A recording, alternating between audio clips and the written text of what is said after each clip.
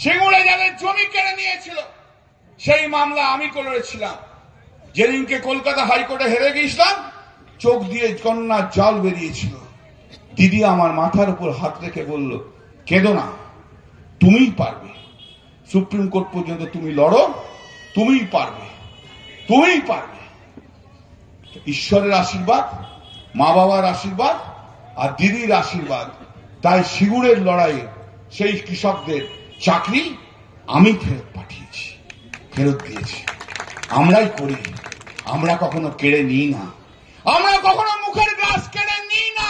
অভিজিৎ গঙ্গোপাধ্যায়, আপনি মুখের গ্রাস কেড়েছেন। আমরা মানুষের পাশে থেকে মানুষকে খাবার দিয়ে জোগাড় করার চেষ্টা করি, তার মুখে দুমুঠো ভাত তুলে দেওয়ার চেষ্টা করি।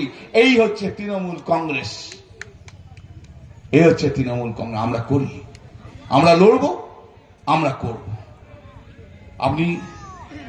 আপনি অভিজিৎ গঙ্গোপাধ্যায়, আপনি বিচার ব্যবস্থার কুলাঙ্গার হিসেবে চিরকাল ভারতবর্ষে রয়ে যাবে। হয়তো হবে ওকে দেবাংশুকে যেতে হবে, দেবাংশুকে না জেতালে এইরকম পাক এসব ঠান্ডাবাজ বিচারকরা তৈরি হবে। এদের মতো আরো অনেক বিচারক, তারা মনে মনে ভাববে, ঠিক আছে বাবা, এখন কেন্দ্রীয় সরকারে যারা আছে তাদের সঙ্গে হাত মিলিয়ে রাখি, রিটায়ার করার পর আমিও একটা এমপি কিংবা আমিও একটা গভর্নর হয়ে যাব। এই জায়গা কিন্তু ভাঙতে হবে আপনাদের উপর বড্ড দায়িত্ব। ভারতবর্ষের মানুষ কিন্তু আপনাদের দিকে তাকিয়ে আছে, জেনে রাখবেন।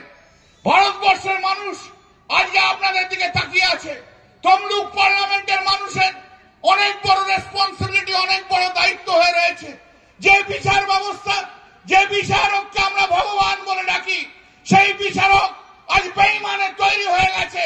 তার বিরুদ্ধে উত্তর দিতে হবে। তো সেই গদ্দারদের, সেই বিশ্বাসঘাতকদের, সেই কুলাঙ্গারকে অ্যাপ্রোপ্রিয়েট শিক্ষা দিতে হবে, যেন ভারতবর্ষের মানুষের বিচার ব্যবস্থার প্রতি আস্থা থাকে।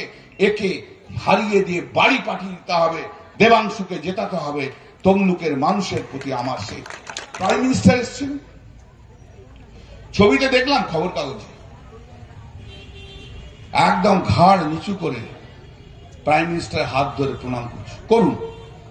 প্রাইম মিনিস্টার বয়সে আপনার চেয়ে বড়, আপনি পায়ে হাত দিয়েও প্রণাম করতেন, আমি কিচ্ছু বলতাম না, বলতাম হ্যাঁ সম্মান দিচ্ছি।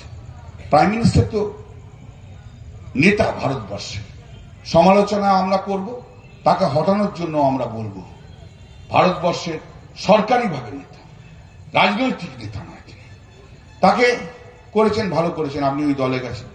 কিন্তু আপনি যেদিনকে তমলুকে এলেন, সেদিনকে আপনার হাঁটুর বয়সী ছেলে শুভেন্দু অধিকারী একদম পায়ের মাথা নামিয়ে একদম তার হাঁটুর কাছে আপনাকে চলে যেতে হলো। এতটা সিদ্ধার আপনি বাঁকালেন, এতটা সিদ্ধার আপনি বাঁকালেন। আপনি নিজের রাজনৈতিক জীবন তৈরি করার জন্য বিচার ব্যবস্থায় থেকে আপনি সিদ্ধারাটাকে বাঁকিয়েছিলেন, সিদ্ধারাটা ভেঙেছিলেন। শুনতে চেয়েছিলেন আর একবার, সিদ্ধারাটা বাঁকিয়েছিলেন আপনি সিদ্ধারাটা বাঁকিয়েছিলেন, সিদ্ধারাটা নামিয়েছিলেন। আপনি পদে পদে সিদ্ধারা, আপনার সিদ্ধারাটাকে আপনি বাঁকিয়েছেন। আর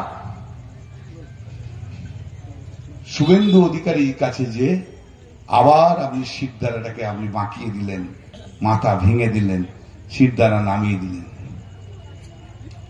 তাই আমার শ্রীজাতর কবিতার দুটো লাইন মনে পড়ে। মানুষের সাথে মানুষ আসে, বিরুদ্ধতার ভিড় বাড়ায়। তোমরা মানুষ, আমরা মানুষ, তফাৎ শুধু শির দাঁড়ায়, শির দাঁড়াতেই তফাৎ।